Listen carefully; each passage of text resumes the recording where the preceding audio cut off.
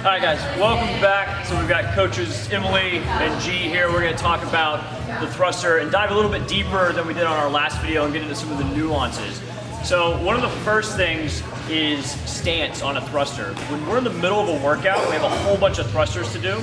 It's going to be important for the athlete to have a more upright torso as he or she squats into that thruster. So it might help to have a slightly wider than normal stance for that thruster.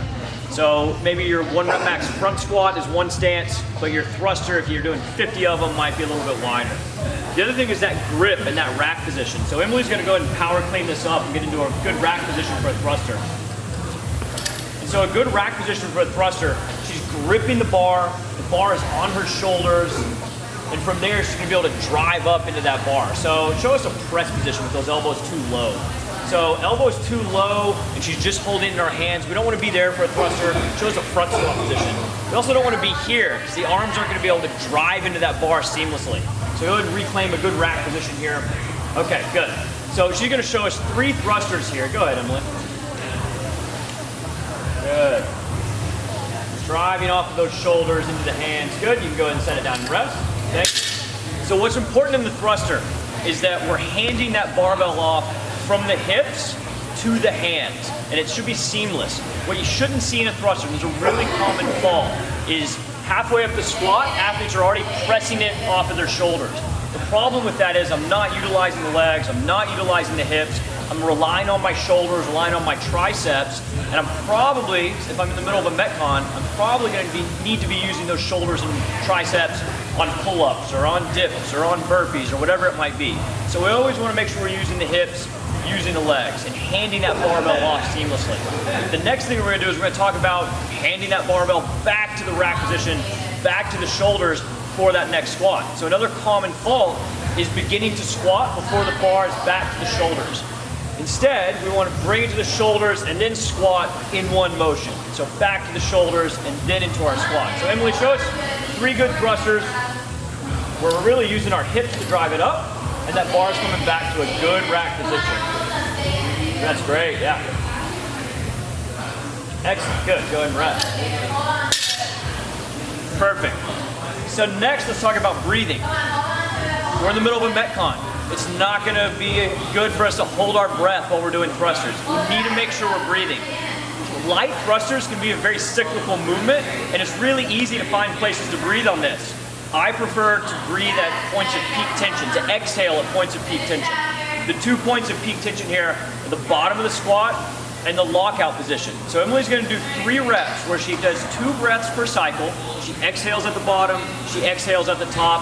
We'll have her exhale nice and loud so maybe the camera can hear her. But let's do 3 reps, Emily.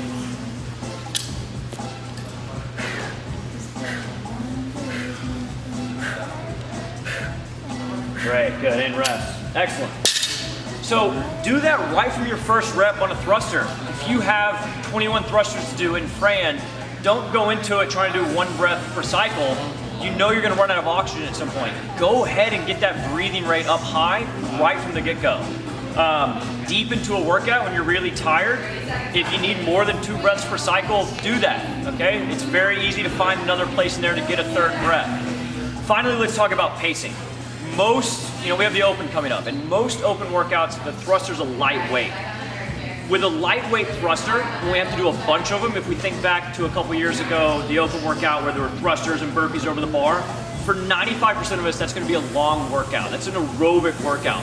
Don't rush through your thrusters. So let's talk about pacing those reps and that cycle time. On this one, Emily's gonna take just a half second at the top to kind of just breathe. The skeletal structure is supporting most of the weight there because she has a really good overhead position. Let's take a look what that looks like. Let's do 3 reps, Emily. Good. She takes that little half count at the top.